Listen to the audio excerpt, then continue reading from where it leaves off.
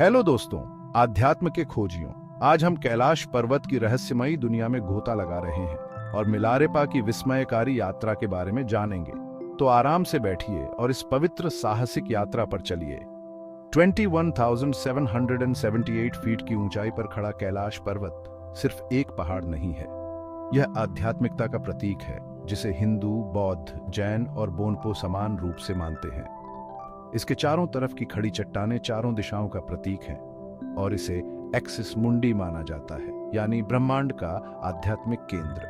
लेकिन कैलाश पर्वत इतना पवित्र क्यों है?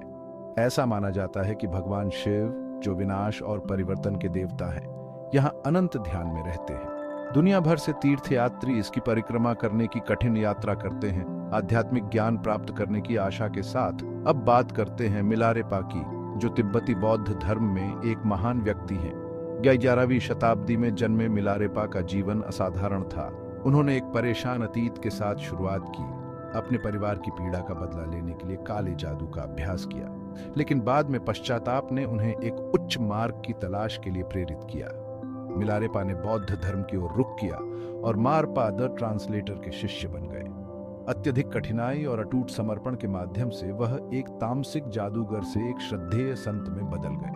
उनकी शिक्षाएं दृढ़ता की शक्ति और आध्यात्मिक अभ्यास की परिवर्तनकारी क्षमता पर जोर देती हैं। किंवदंती है कि मिलारेपा ने कैलाश पर्वत के पास एक गुफा में कई वर्षों तक ध्यान किया, सिर्फ बिछुआ सूप खाकर अपना जीवन यापन किया।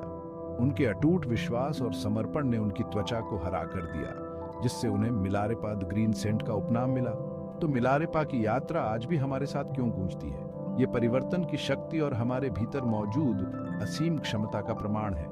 मिलारेपा का जीवन हमें याद दिलाता है कि हमारा अतीत कितना भी अंधकारमय क्यों न हो, हम हमेशा प्रकाश और मुक्ति का मार्ग चुन सकते हैं। कैलाश पर्वत और मिलारेपा की यात्रा आपस में जुड़ी हुई है, दोनों ही आध्यात्मिक जागृति की परम खोज का प्रतीक है। जैसे जैसे हम उनकी कहानियों पर चिंतन करते हैं, हमें अपनी खुद की आध्यात्मिक यात्रा पर हमारी प्रतीक्षा कर रही अनंत संभावनाओं की याद आती है।